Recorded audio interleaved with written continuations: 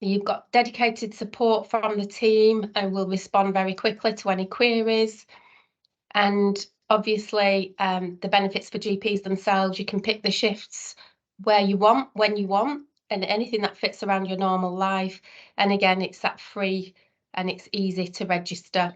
And you can use the scan there and register at the Workforce Bank there. Next slide, please, Kerry. Oh, missed one. You're having trouble like me. So this is just a little snapshot of our highlight report that has been put together by one of our wonderful team. As you can see, we've actually got 59 GPs currently registered and approved, and they're all assigned to a passport. Again, as I said, they've got that assurance behind them.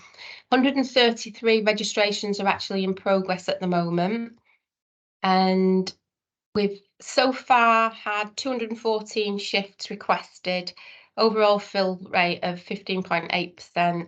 And I know that looks a bit low. It's just there were some teething problems, but we're sure that those will be ironed out very quickly.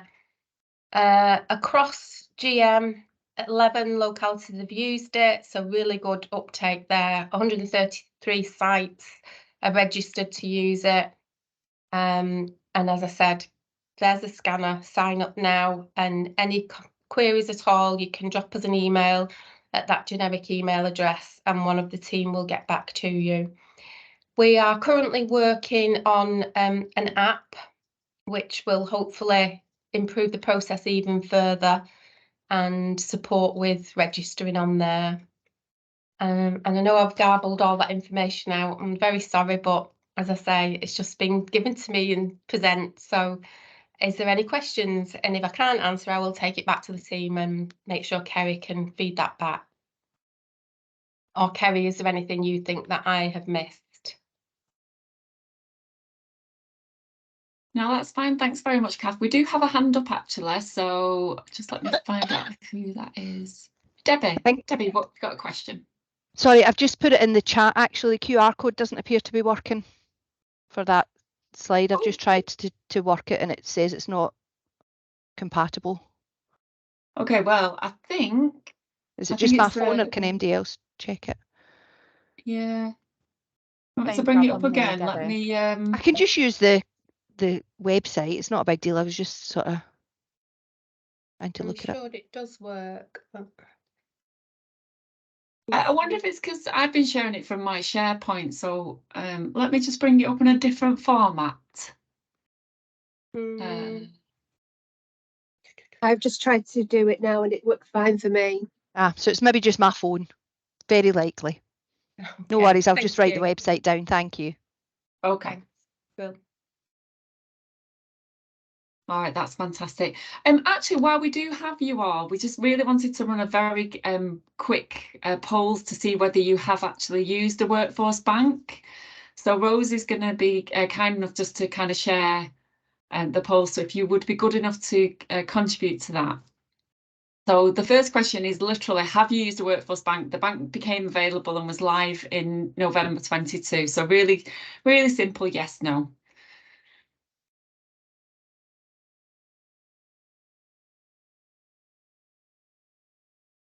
Okay, fantastic. And then our other question is, so there's quite a lot of no's there. If you haven't used a Workforce Bank, what have you been using? So what would be your normal port of call if you had a GP that was off poorly or you were looking to plan some annual leave? And this information really kind of would be invaluable to us. So that's really, really interesting. So I don't know, for those, there's 5 of you that have put other, 6 of you now. If you'd be good enough, just in the chat, if you could tell us what is the other Workforce Bank that you have been accessing. We're making you work today, aren't we? So apologies for that. Other agencies, okay. Okay, so used it, registered but not yet used it. Okay, fantastic. Thank you so much for that. And Kath, thank you for coming along today at short notice. You're welcome. Thanks, Kerry. I'll leave you to the rest of the team then. All Okay. right, fantastic. Bye, everybody. Bye-bye. Okay, so Rob Harris is here with us today, and he's going to talk to us about the relaunch of the GPN Fellowship Programme. So, Rob, are you okay to share your own slides? Yes, that's fine.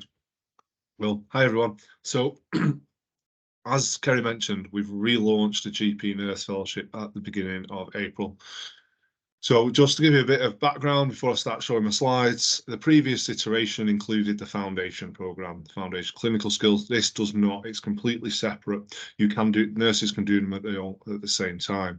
But what we have done is we've got a really successful GP fellowship, which we've now been running for 2 years. We've had our first few people who have completed the 2 years, and we've got about 170 people either registered to start or alive on the GP fellowship. So we've taken a lot of learnings from that and then adapted it to the nurses, what they need. Obviously, it's not a straight off copy because that wouldn't be suitable. So I'm going to run through what the new offer is. And how hopefully it will benefit you and your practices and the nurses in your practices. So let me see if I can share. Go.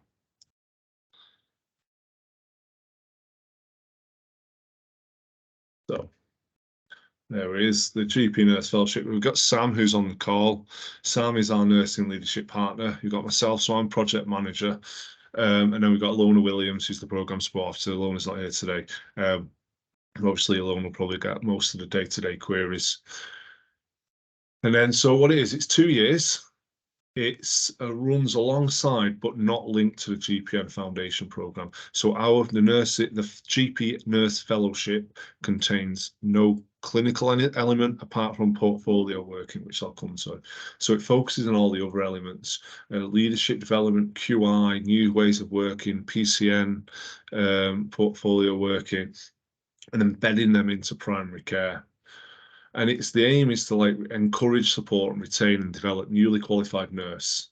It's not just newly qualified nurses now, it's actually new to general practice nurses. So its key aim is to provide a network of support and education to help individuals.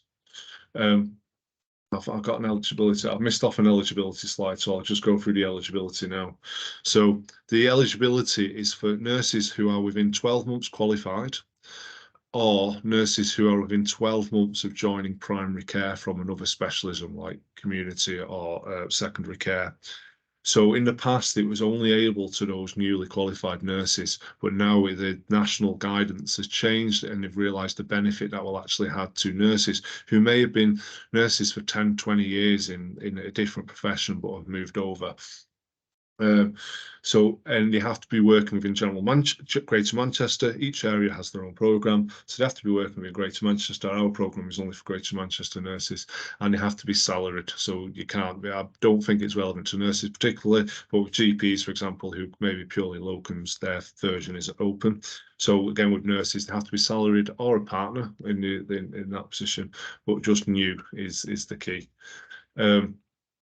And they can join at any point within that 12 months. So as long as they join before the end of the 12 months, they get it. It's one paid session a month for 2 years. So what it is, we start with recruitment induction. So we give them basic information about what general practice is, what understanding the ICS, understanding the ICB. We got introduction to PCNs, like I mentioned, access mentorship. So we're also developing a side mentor program with experienced nurses to mentor these new to practice and newly qualified nurses. We do a training needs assessment to check where they're at. We start with confidence building, understanding the role, IT skills, challenging difficult conversations, and job shadowing. It is a self-led program. It's not a set. They do the recruitment in week 1, introduction to PCNs week 2, the access mentorship in all week. They do 4 hours, 10 minutes, one session, same as the GPs. And they may do listen to a podcast on the way to work for an hour.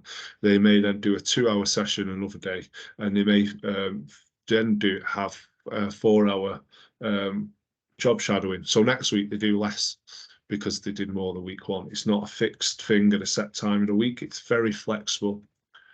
Then in the second 6 months, coaching, mentoring, starting off with that leadership development with strength deployment. This is one we actually offer all our mentor programs as well. And there's a question in the chat. I'll ask it. I'll answer at the end. So strength deployment we give to all our GPs, and it's also all about mentors. We give it to our mentors as well, experienced GPs, experienced dentists, and soon to be experienced nurses.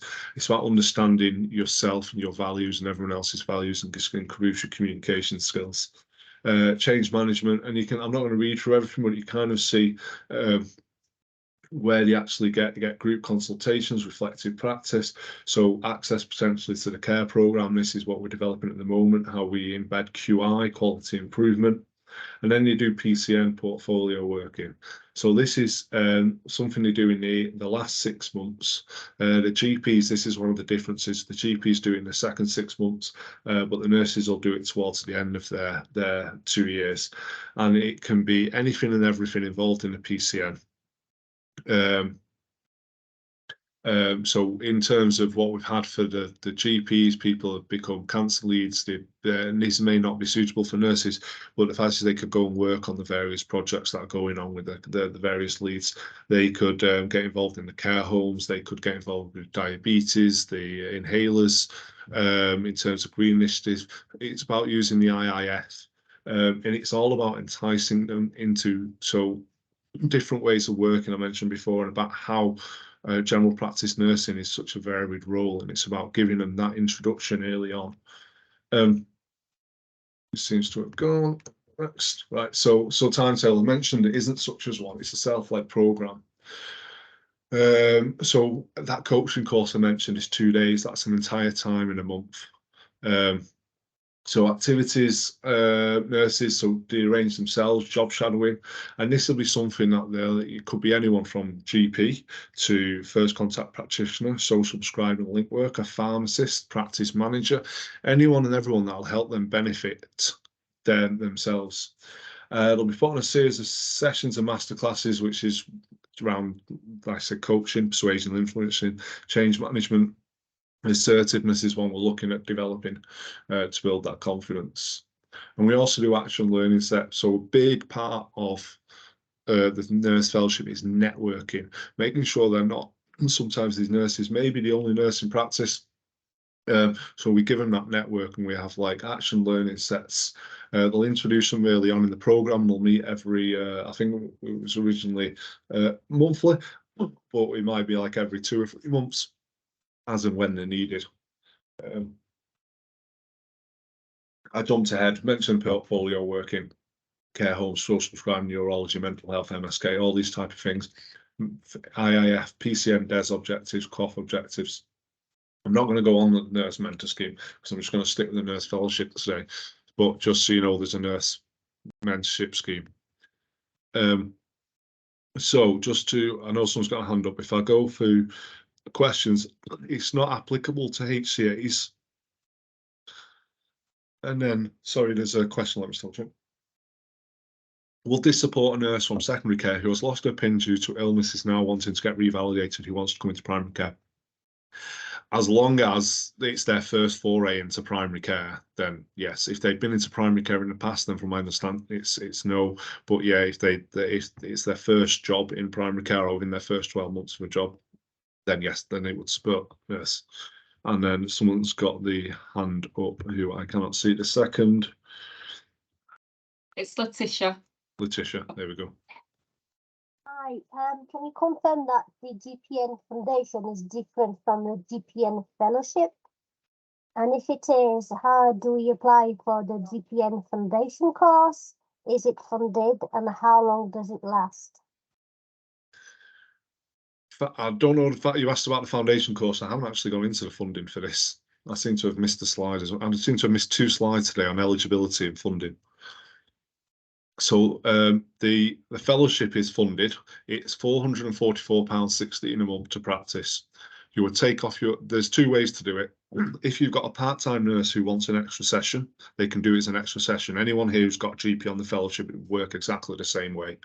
You would take off your own costs, and you would pay the remainder to the GP.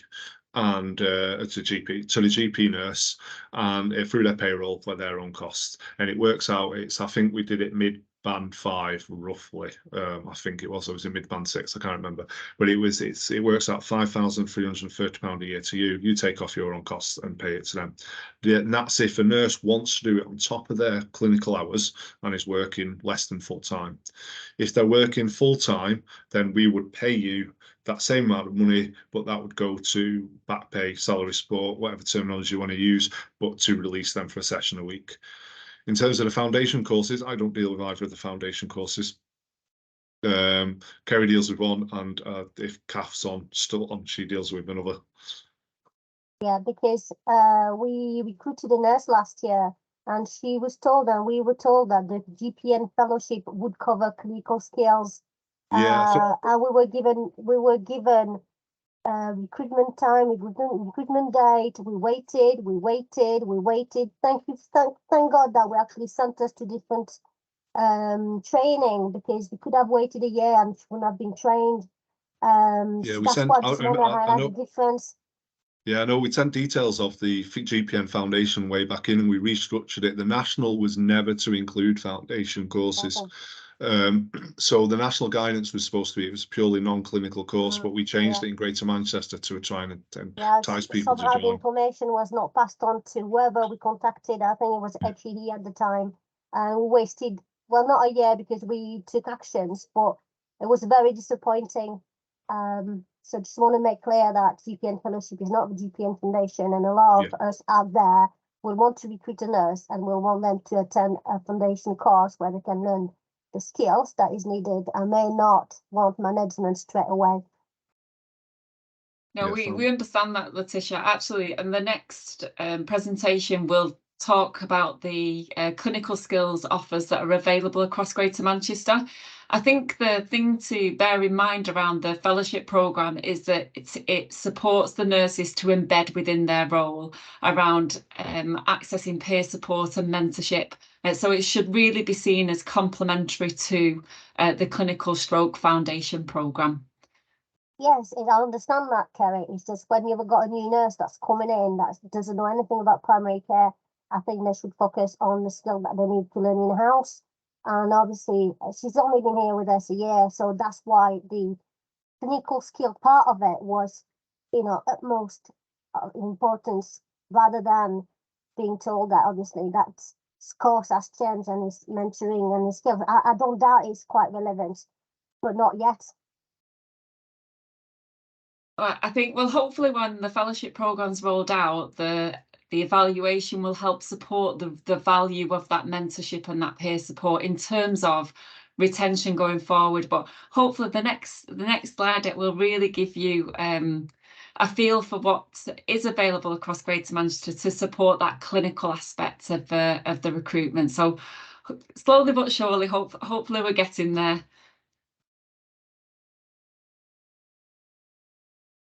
So I want to pop my email in for any more questions if no one has anything at the moment.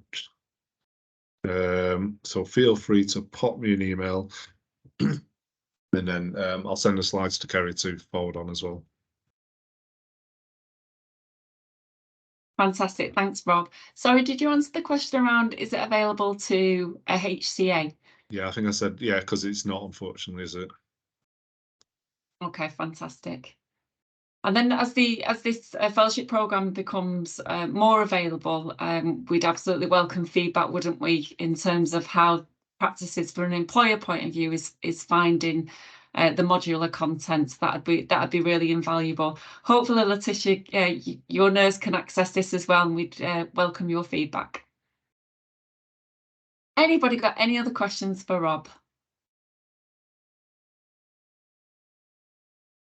No? Okay.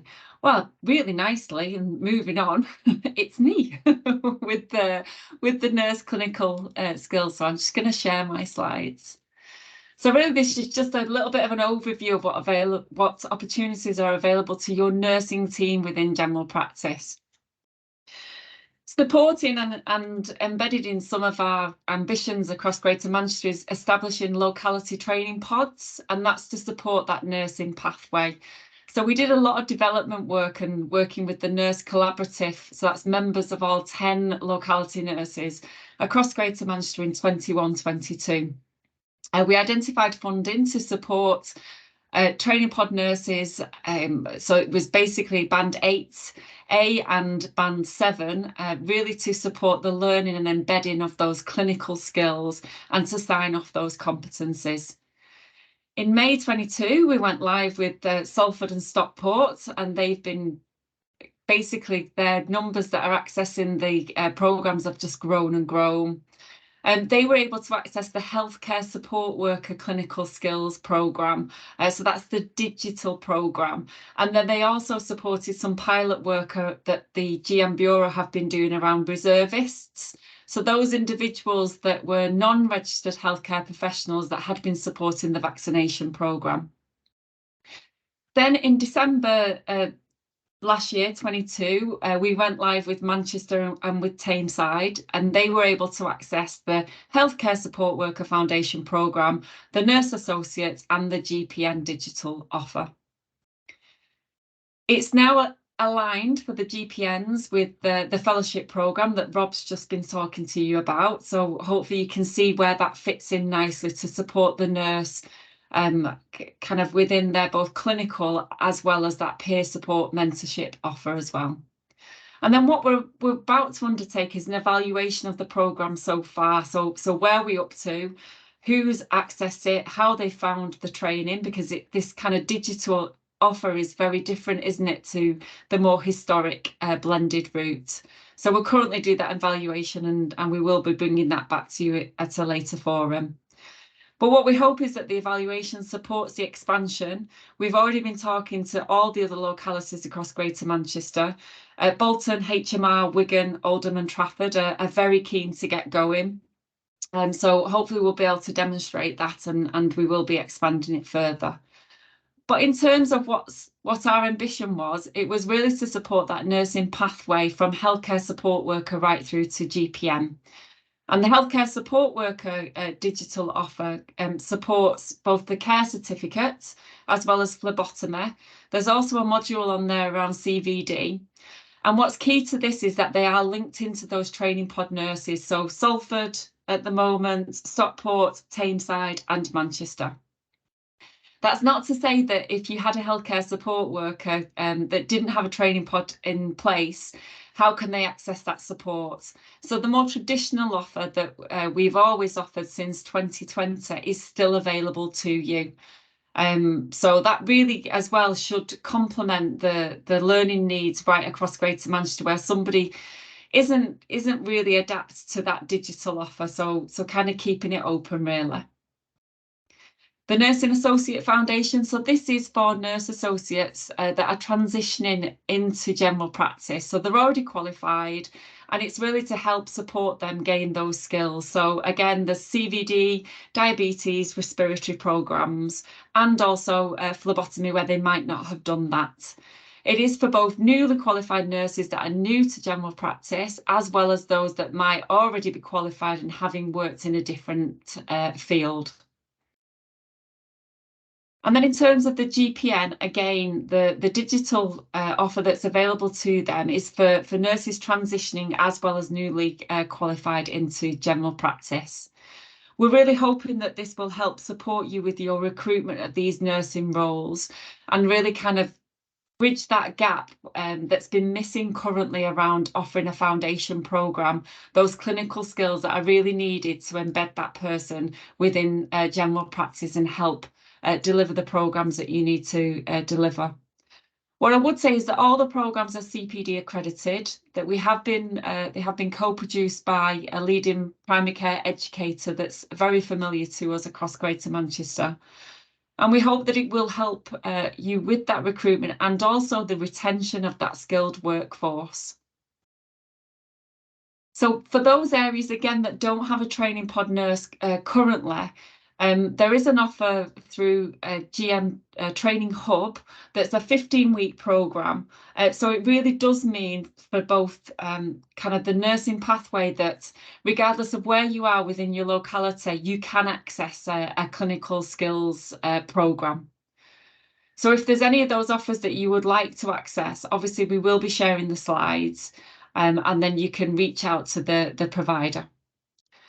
I'm just going to stop sharing my slides for a little moment just to see if anybody's got any questions on any of those offers.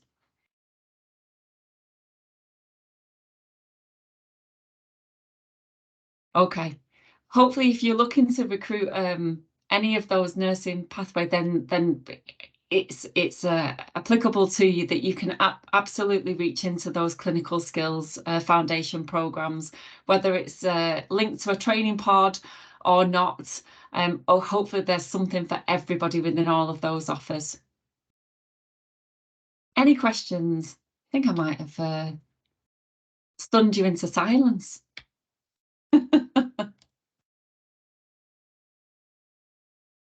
Okay. All right, so just going back to our agenda today, I'm going to hand over to the GP Excellence team and to Anne, Rose and Lorna. I'll take it, Kerry. Can we just flash that slide up again, Kerry? Yeah, no problem. The Thank agenda are this one? No, the slide about the programme. No problem. There you go. Perfect. Thank you. So hi everybody. For those of you who don't know me, I'm Anne Goff. I work on the GP Excellence programme along with Rose and Lorna, who are also on the call. This is just a really quick reminder about a programme that we've put out through the Greater Manchester Primary Care Board. We're calling it the Greater Manchester PCN Development Programme, and it's available to practice managers, PCN managers, clinical directors, anyone in an ARS role. We've also invited LMCs and federations. The Eventbrite link has already gone out a couple of times, so this is just a reminder for anybody who hasn't seen it. It's due to go out either later today or again tomorrow. So if you don't receive it and you do want details, please don't hesitate to contact one of the team and we'll get it over to you. So it's a 4-day programme, and and as you would imagine, it's about PCN development.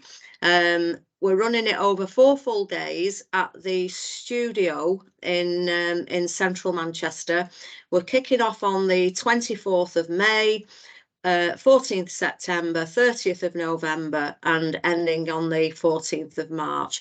It runs across morning sessions and afternoon sessions. We've got 3 sessions running every morning, 3 sessions running every afternoon, and you choose 1 session in the morning and 1 session in the afternoon if you are choosing to attend for the full day. If the agenda, it just means that you want to attend for the morning or the afternoon, please do so. It's very much a pick and mix, and we're trying to make it as flexible as possible. So don't feel that you have to attend for the full day if you don't have capacity. And a lot of the content we are running twice or even 3 times to make sure that people have the opportunity to attend the sessions that are of particular interest for them. So that just to give you a flavour of the sort of sessions that we're running, as you would imagine, they're all focused around what PCNs are doing in their day-to-day jobs, in their day-to-day work. So we're covering personalised care in general practice. We're looking at how we maximise the ARS roles, making best use of the ARS funding. And these next 2, making sense of street chaos and making Greater Manchester fairer, are all about health inequalities, the health inequalities agenda. So we've also got workshops on integrated working, overview of PCN incorporation, the pros and cons, any PCNs who may be thinking of incorporating or just want to know a little bit more about it. There's health and well-being. I think you all know Dominic. Dominic's attended this session on a number of occasions. So Dominic's doing updates on what's available to us through the health and well-being programs. Digital inclusion, obviously, you know, how we make the most of our digital tools within practice. QI for PCNs, and a whistle-stop tour of PCN Finance. And I'm hoping that you've already seen it and you know about it and you're booked on. But if you're not, then please look out for the link.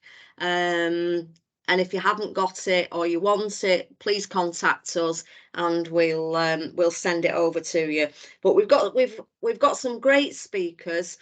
We've got some really good topics. In amongst that, we've got some really nice opportunities. For people to network. We've got some sessions that what we're calling hot topics in the big plenary, sort of after the morning sessions. The first ones that we're running, because it's so hot at the moment, we're doing session on access. We've got a practice in Stalybridge that's done some great thing around improving their practice access, and we've also got a PCN from Wigan coming along to talk about how they've improved access in their PCN. So I think there's something for everybody there. So once you've had a look at the agenda for day one, if please book on. We haven't fully set the agendas for the following sessions, as obviously the next one is September. But if you look at the agenda for day one, that's kind of a flavour of the way the day will pan out. And these are the sorts of topics that we're going to be covering. So I hope it's of interest to you, and hope to see as many of you as possible there on the 24th of May. Thank you. Thanks, Kerry. Thanks, Anne. Has anybody got any questions for Anne?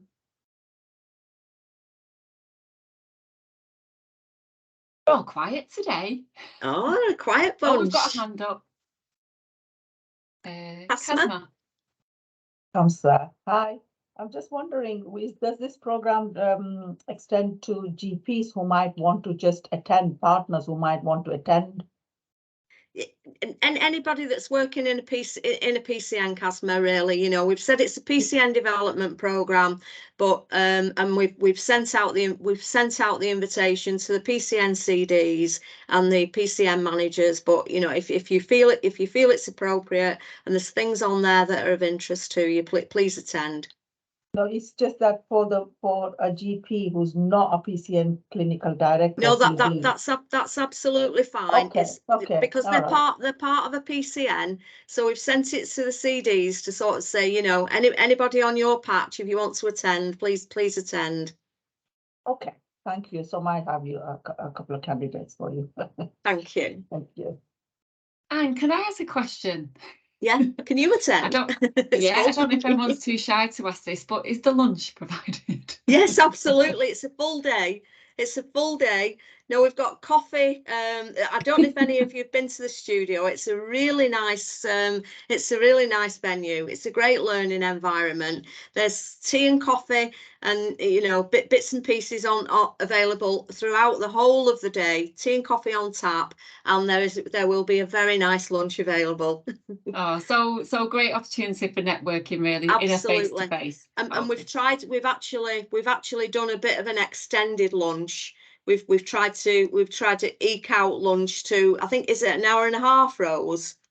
Yeah, maybe an hour and a quarter. An hour and a quarter, yeah. Yeah, an hour and a quarter, just to give people that extra opportunity to network in between sessions.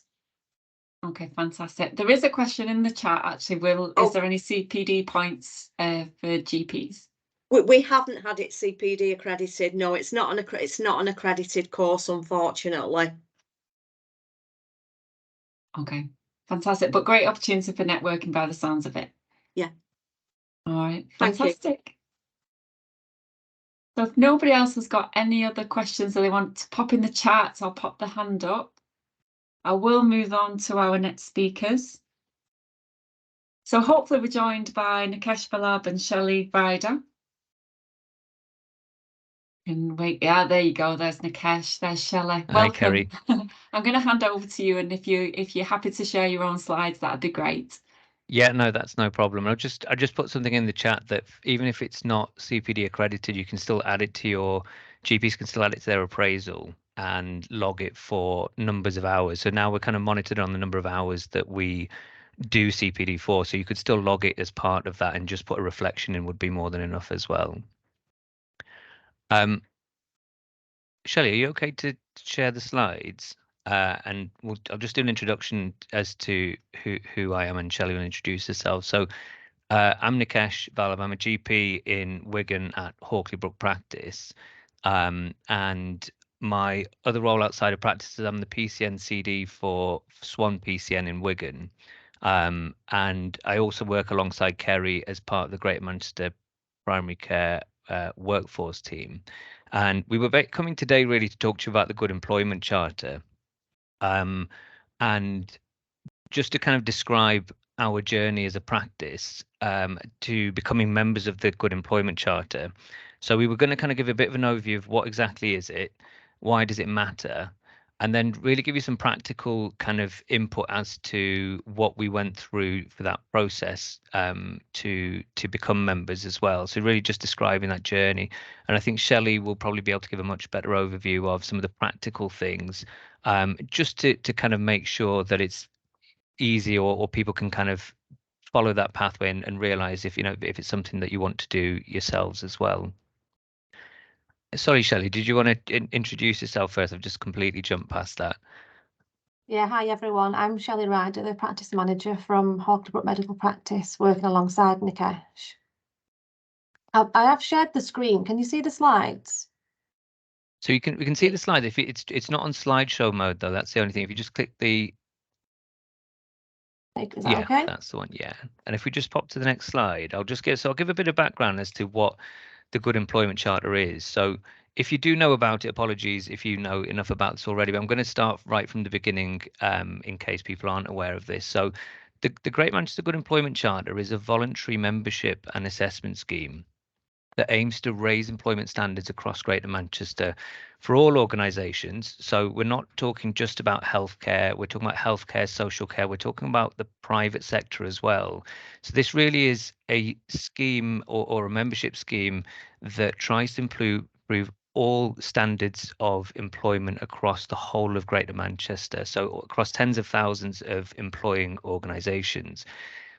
The Good Employment Charter started around 2017, and with the ambition that they want to make Greater Manchester a leading exemplar of good employment. And the obvious question is how do you know if you're a good employer or not? And all of us work in organisations, and I'm sure we all strongly believe that we're good employers. But how do you know that you're a good employer, and what sort of standards can we assess ourselves against? So they brought together lots and lots and lots of employing organisations, trade unions, key stakeholders, and over an 18-month period sort of drew together a set of standards that we can now say, well, if you meet these standards, by definition, you are a good employer. And what those standards are trying to promote is an environment where sort of health and well-being can thrive. So all your employees have equal access to sort of high quality care. It's an inclusive environment. They're fairly compensated for the work that they do, and it's secure and offers an element of flexibility. So if we just pop to the next slide. So I think this is always a question. We've got lots and lots of stuff to do in general practice and in PCNs, that why bother with the Good Employment Charter? And I think I'm not talking about our practice specifically. I'm probably just going to give a bit more generic kind of overview of general practice. My strong belief is that general practice on the whole are good employers. So we do have good terms and conditions. We remunerate fairly to our staff. We do offer flexibility. We're quite supportive through work done, and Kerry's described some of that. And there is a lot of stuff around non-clinical workforce where we have a lot of development pathways and opportunities. So I think we all think we are probably good employers, but do we really know if we are? And there is that element of we have got statutory bodies where we are kind of evaluated for quality for things like CQC. And this sort of fits very nicely into that well-led as an organisation. And there is that personal achievement. So when we are recruiting staff, when we are talking to our own staff, we can be very confident that our working environments are of a very high standard, and hopefully help with recruitment and retention of staff. I've put the PCN bit in there just because I have got my CD hat on in this as well, that from a practice point of view, we wanted to try and set an example that actually this is achievable. And some of the standards, when Shelley goes through them, will be easier to manage and easier to achieve. But some of them, for example, things around the real living wage, a lot of practices have, and a lot of partners will have some reservations or challenges around that. But we wanted to show that that is achievable, and we'll share how we met that as well. And partly, which again I'll expand on a little bit, but where we're looking at organisations in general practice, we're quite a small practice of around 3,300 patients.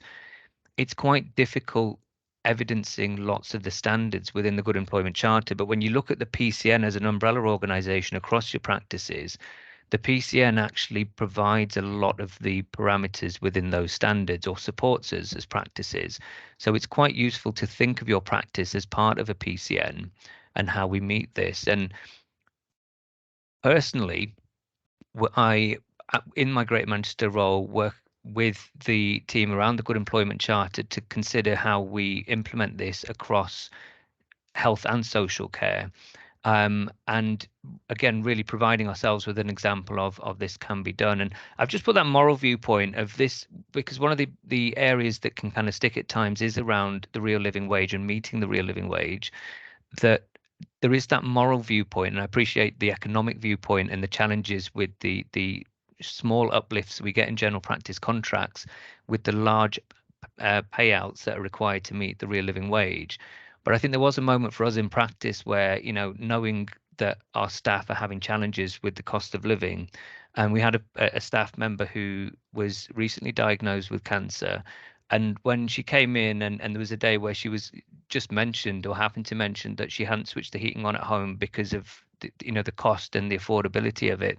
And there is that feeling of actually, as our employers, what are we doing to make sure that we can support our staff, especially with that cost of living? And I think that really hit home purely from a moral point of view, not in multiple other roles, but actually from a human point of view. This is something that we do need to consider for all of our staff. So if I skip to the next page, I'll get through these a bit quicker because it's probably more of the operational stuff that might be more practical and helpful. So as well as the recruitment and retention for doing this, why bother with a Good Employment Charter? And it's really this idea that good employment isn't a soft fuzzy thing. It's a direct major source of productivity and results. So if we are good employment organisations, it will improve how our staff feel, their health and well-being, but also our productivity as organisations. As being a member of the Good Employment Charter, it also connects you with other employers. So I'm not talking about other employers in general practice. It might be employers in other healthcare settings, social care settings. It may be any employers from private care settings. So as a quick example, we've sort of been linked to a private organisation that's going to have a look at supporting us with an app that can link in with all of our staff around feedback and health and well-being. And it's not something we would have explored normally, but it's just linked us into organisations that we don't normally have those conversations with. So we just pop to the next slide. The bit I just wanted to kind of highlight as well is where this links to not just as a separate thing around being a good employer, but it actually links to the Greater Manchester workforce strategy. So the people and culture strategy specifically as one of its key priorities for us for workforce over the next few years mentions good employment as a good priority. So to improve employment practices within health and care to help drive economic and social recovery and growth in our communities and enable more people to work flexibly and support a good work-life balance. And I think we can all kind of agree that that would be a key component for retention of our workforce and also recruiting them. I'll just pop to the next slide just to highlight that even within that good employment priority, it specifically mentions, I'm sorry if it's a bit small to read it on that slide, but it specifically mentions that an increase in Good Employment Charter membership and payment of the real living wage is one of the areas for us to evidence that good employment. So again, just highlighting that it's not an isolated approach to good employment, it's an integrated approach with the workforce strategy in Greater Manchester. So I will stop talking there because I know that's quite sort of a brief outline of what it is. I think this is probably the bit that would be helpful to understand what the characteristics are, and Shelley can walk through what we did as a practice through that process. Thanks, Nikesh. So I suppose the real question is, as a practice manager or as a practice, you know, what does this mean for you? What does it involve? What is the process? How long did it take? So I was just going to skip through the 7 characteristics of good employment. There's 7 different areas, and each area's got a list of criteria underneath it. And I'll just go through and give you a couple of examples of each one and what we did under each one for some evidence towards that criteria. So, for example, when you're looking at things like secure work, they want to know, do your staff have permanent contracts? There's no mention of any 0 hours contracts in there. Do you have one-to-ones with your staff to review the hours, and looking at reasonable notice periods within your staff contracts as well? Another area was engagement and voice. So that's really looking at what meetings you have with your staff, what touch point one-to-ones you have. Do you do 360 feedback? Do you do things like you said we did? So we had an example of that where there was a process in practice that wasn't really working well for the admin team, and we listened to what they'd said and we reviewed that process and changed it. So it's really looking at the voice of the staff and what you're doing when they're speaking up. We also use things like Mentimeter in staff meetings to get anonymous feedback. So sometimes people feel like they can't say certain things, and when you use anonymous feedback, you just get quite an honest view. So that was one thing that we used towards that as well. They look at flexible working. So do you have a policy around flexible working? What does that policy include, and what is the response time? Who can apply for it? Is there options to work from home, and do you provide equipment for that? Do you have flexibility around childcare? People caring for family members who are poorly? Looking at, in particular, we've had some staff members who've offered to do overtime, but they could do it maybe remotely, working from home. So it's looking at how we can work a bit more flexible. And I think even more so since we went through the pandemic, we've realised that we can do and work differently. Recruitment was another one. So they wanted to know about our policies under recruitment. What do our advertisements look like, and our job descriptions? Do they include things like equality and diversity criteria? Where do we advertise, you know, and all that under the recruitment section? And then I'll skip to people management, and that is looking more around appraisals, staff training. Do you have any internal promotions? So we had an area where we had a lady who worked in admin, and she wanted to do a bit more clinical work. So we put her through the GP assistant course. So they're looking at areas where you support your staff and retain your staff within your practice. Do you have whistleblowing policies? They really like the use of GP TeamNet. Don't know whether anybody uses that, but they really like that in terms of how you manage and everything central in your practice for your staff. And then the 2 other areas left were health and wellbeing and pay. And I've left these to the last because these were the 2 areas that we do meet most of the criteria at practice level, but these are the 2 areas really where the PCN did play quite a pivotal part in us achieving the criteria for these 2 areas. So in terms of health and wellbeing, our practice, we went on the National Association of Primary Care and Wellbeing programme that was run, and we facilitated that in practice. And it was for a period of 6 weeks where we had some protected time for the staff to take part in this health and wellbeing course. And then following the course each week, we had some reflection sessions, and it really helped some people just to take that time and reflect on how they are as a person and their own health and wellbeing.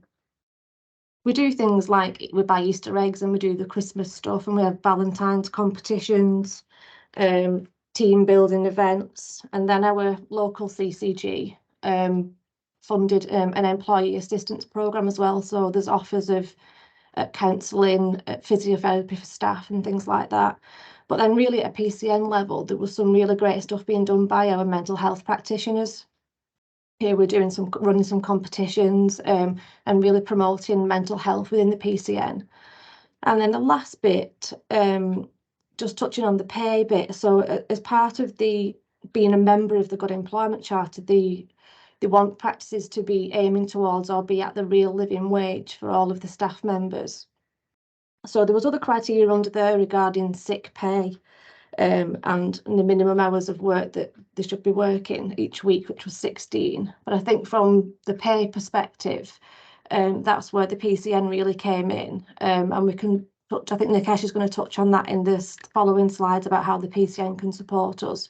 And I just think being a small practice, you would have struggled to do the pay element of it without some input and some support from the PCN for that. So I just thought I'd give you an overview of the 7 areas and some of the criteria that comes under each and what we did for it. And we had to submit some of our policies, things like that. So I'll just move on to the next slide. The final slide for me was just really a little bit about specifically Hawkley Medical Practice.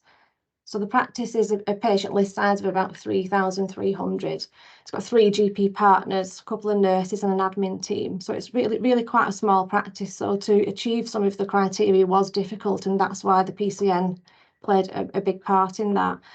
And I think, you know, we wanted a real focus on teamwork, and it's like a family. We want to look after our staff. And I think during COVID, they played a huge part in being the glue really to the practice, in particular the admin team, kept things ticking over. So we just wanted really to show them our commitment. We wanted to retain our staff. We wanted to ensure that we had comparable terms and conditions. But also we wanted that recognition that, yeah, we are a good employer and we are doing the right things by our staff. And there was also a little bit about there wasn't any other healthcare setting that had achieved this status. So we really wanted to push forward and be one of the first to do this. So in terms of the process, overall, I would say the process took about 4 months from start to finish. And that's going from just having a general look at what does it involve, discussing it within practice, meeting up with the Good Employment Charter team to do like an initial submission to see where we're at in terms of being a supporter. So being a supporter, you sign up and you answer some questions, and then they tick the box and say, yes, you can be a supporter. And that process really just took a few weeks. And then once we'd been signed off as a supporter, you then fill in a questionnaire, which is a readiness questionnaire to be approved as a member. So that's where they just dive into the detail a bit more. They use the questionnaire that you filled in, and they come out to practice, and they sit with you and they ask you questions. And what you'll find is that you actually don't know what you do until you sit down and you start talking about it. And Carol, who came to see us at the meeting, she was really good at asking us the right questions and getting the most out of it to make sure that we was meeting the criteria. And then I think in total it was 4 months, but it was probably only about 5 or 6 hours of time in total, and that includes the meetings, filling in the questionnaires. So yeah, I think that was, and I feel like the Good Employment Charter, Carol, the lady who came out, was really supportive. It wasn't a sort of a CQC type approach. It was really quite supportive, and it was a lovely process to go through. And I think we feel quite proud at Hawkley Medical Practice to have achieved the membership status. So I think I've covered, I'll just move on to the next slide. I think I've covered most of the stuff that relates to Hawkley Brook. And before I hand over to Nikesh, if anybody wants to contact me to ask me any questions, or if they want any help or support with anything, I'm happy to share my email at the end with everybody. So I'll just hand over to Nikesh. Thanks, Shelley.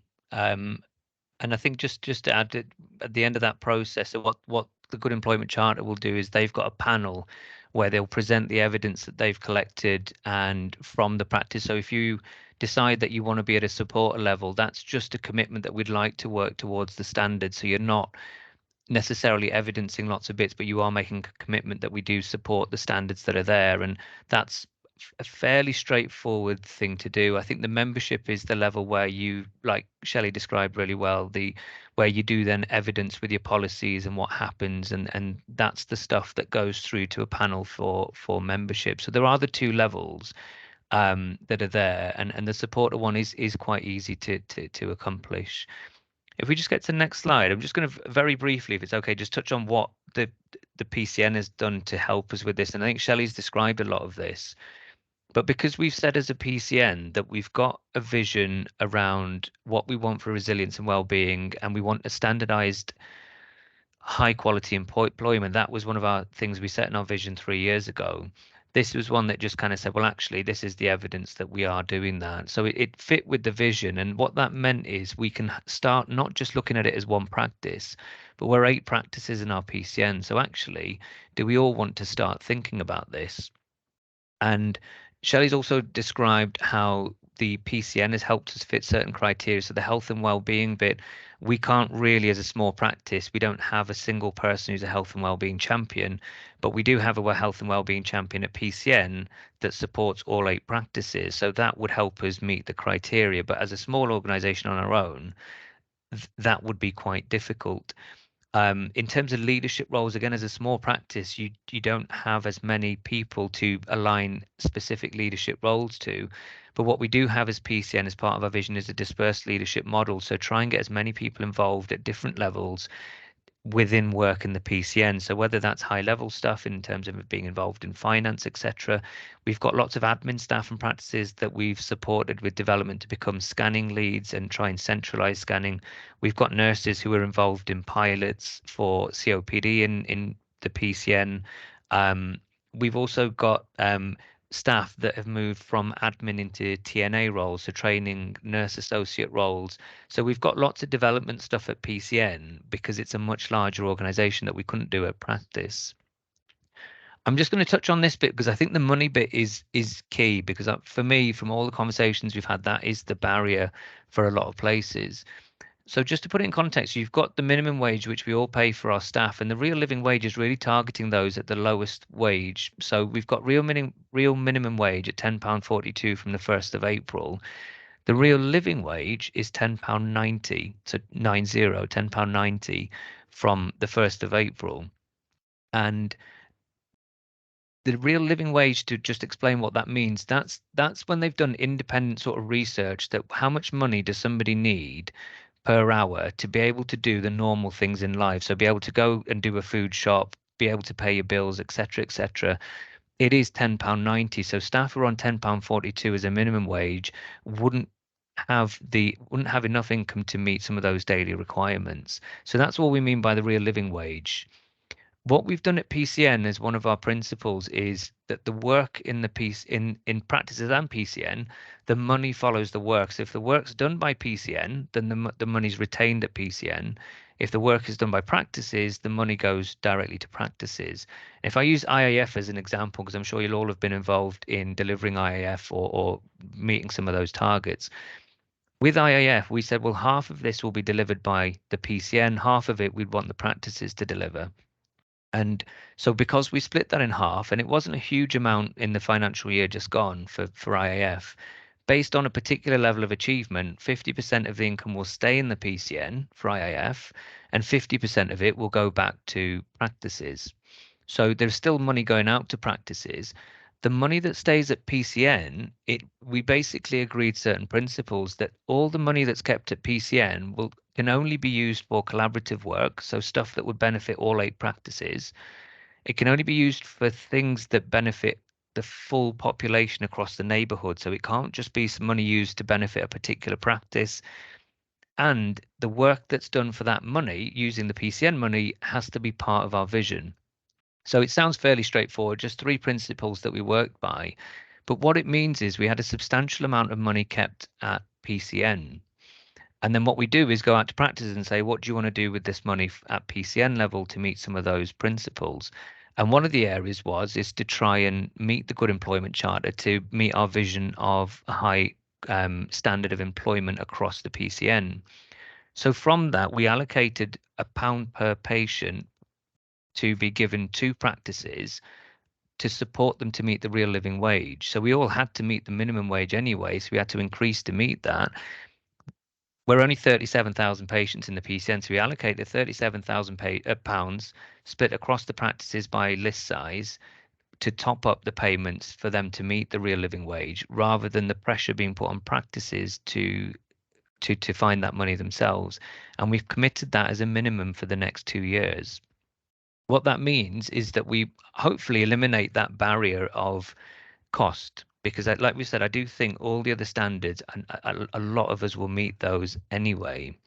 And then we use this assurance reporting, which is really more about accountability, that if we agree to use that money and give that money to practices from PCN, that there is an assurance that it'll only be used to support those on the lowest wages to meet the real living wage. It won't be used to buy a coffee machine or other bits and bobs of the practices. So all practices agreed to an assurance report. And if you just go to the very last slide and just explain, well, what does this mean going forward? So the ambition is that we want all practices in the PCN to just be aware of the Good Employment Charter. We know it's embedded in the strategy, but we want all of them to commit as a minimum just to be a supporter and to use that money to increase wages to try and meet the real living wage.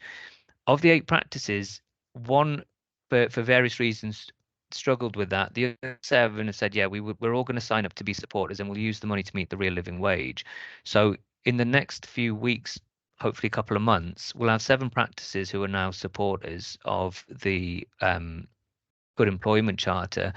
3 practices who have already gone on to apply for membership. So hopefully in the next 3 months, we would have 4 practices that are members of the Good Employment Charter. But again, even just having that next step into being supporters, it is quite a big thing for us. So we wanted to share that just as a model. It's not necessarily the way that will work for each PCN. And I'm fully aware in my CD role that all 65 PCNs across Greater Manchester are extremely different from one another and have different models of delivery and structure. But we wanted to just share that as a way that we've done that. So I think that was it, Kerry. Sorry, I know that's quite a lot to go through for the Good Employment Charter. We just wanted to give a proper overview of what it was and just a practical example as well of how it might be achieved. No, that's absolutely fantastic, because we have got Carol coming to the next Practice Managers Forum in June. But I think what you've demonstrated there, you've kind of turned it into reality in terms of how practices can take that forward. And also thank you for that. Has anybody got any questions for Nikesh or Shelley? I'll just add while people are thinking of questions that Carol is extremely supportive. I mean, she was fantastic in helping us. That it isn't normally when we talk about membership and assessment stuff, you've got somebody, then you've got to you feel like you've got to prove yourself. That this was very much a supportive conversation of initially when we applied for membership and we put the stuff we did in, we didn't quite meet some of those criteria. And when she came to us and had a chat for a couple of hours, she almost drew out all the stuff that we actually do. And we didn't realize that actually we do a lot of great stuff. We never take time to take a step back and reflect on it. So this was a really good opportunity to kind of be encouraged to reflect on some of the stuff you do and really be proud of it as an organization. I think sometimes when people think about assessment, they automatically go to the SCARD from historic CQC or QOF visits, aren't they? So, and we have got a hand up. Just sorry, I can't see who that is. It's Meena Shalva. So what is the timeline in regards to this? Like when you have kind of registered yourself that you are interested, and is there a timeline being posed by them that we have to complete all the targets within 6 months or something like this, or it is an ongoing process and we can start it slowly and complete it at our own pace? Yeah, do you want me to pick that one up, Shelley? The time, in terms of timeline, it depends what you want to do. So when Shelley and I looked at this together on the website, and that's probably the quickest way. If you look at the website, it explains it really well of what it is in the process. But there's a registration form that you complete, which is quite short initially, that just says, who are you, what's your practice name, and there's a little bit to help you achieve that supporter status. So that's quite quick, and you can do that at any time whenever you want. So you'd literally just go on the website and you'd fill that bit out. What they then do is they then follow that up with you to say, that's great that you want to be a supporter. Would you like to look at the next step in terms of membership? And then you can decide to take that forward. So you're in control of that timeline. So if you want more time to take to complete the forms, you can do that. The bit where we said about 3 to 4 months, they only run panels, I think, and Carol will definitely confirm this when she sees you. I think the panels are 3 monthly or 4 monthly. So if you've missed a panel, then you may have to wait 3 or 4 months for your submission for membership to go to that next panel. So that's the only time limiting factor is the panel. The rest of it is just how quick or slow you want to do that. I think our process, Shelley, was it about 3 months? Yeah, it was about 3 months. We did the initial meeting, I think, just to get some more information. I think it was the 1st of November time, and then by the time we got to the 27th of February, we was approved. So like Nikesh said, though, they only have the panels every so often, so it could have been quicker. It's not much time at all. I think, like I said, it was 2 meetings and it was about 6 hours in total. Thank you. I think just to add to that, I think because we were the first ones doing it, I think we were a bit more apprehensive about what do we do next, etc. The practices that are now doing it in our PCN have just gone through really, really quickly because we've explained the process and what to do. So they've gone straight into submitting the supporter thing and straight going into the membership stuff. And Carol's already been out to see them, so that's happened much quicker than our experience. But I think that was more down to us being sort of new to the whole process. I think as well, just to add to that, is that the way that some of the practices have done it now in our PCN is they're doing it collectively. So they'll just have one meeting with Carol all together and they'll support each other through the process as well. And they'll use Nikesh and I if they need any support with that. So can I ask a Thank question? you. It's very useful. Thank you. What happens about maintaining that status? Sorry if you covered that. In terms of maintaining, so there isn't I think so once you've achieved the status, there, as far as I'm aware so far, there isn't kind of like a checkup, if that is like an annual, are you still doing this? Are you not doing this? So I think we've only been members for about 8 weeks, I think. So we're still pretty fresh with that. Because it's a voluntary membership, so you can leave if that's what you want to do. It's not a fixed sort of thing that you have, and there isn't necessarily a fixed sort of review period for that. I think they may change that over a period of time just to have an assurance report at some point, just to say, are you still meeting these? Has anything changed? But so far there hasn't been anything that's sort of planned in that way. All right, fantastic. Sounds great. And congratulations. Thank you. So Carol, that is being referred to, is going to be coming to the June meetings. She will go through the process. So if you are able to come back to us and return to this forum in June, I would suggest that might be an agenda item that you'd like to pick up on. Thank you, Nikesh. Thank you, Shelley. You might have some people contacting you outside of this forum asking to pick your brains from a practical point of view, but that was really helpful.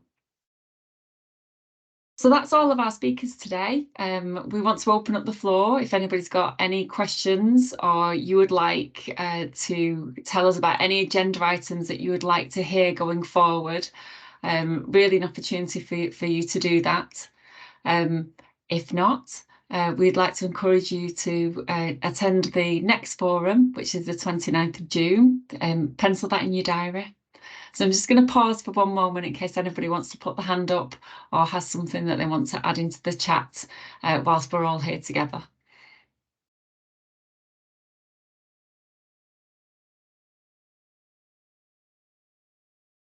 Okay, so next month's meeting, we've already got penciled in Good Employment Charter, so that'll be great. There's also a discussion around pre-employment. And also an update from Sati in terms of the progress that she's been making and some of you have contributed to around the non-clinical workforce. So it's really shaping up to be a great forum in June. We really hope you're able to join us there. Thanks to everybody that's contributed to today's meeting, and we've officially given you over 15 minutes back in your life to hopefully go and get a cup of tea and a bite to eat. Thanks everybody for coming today.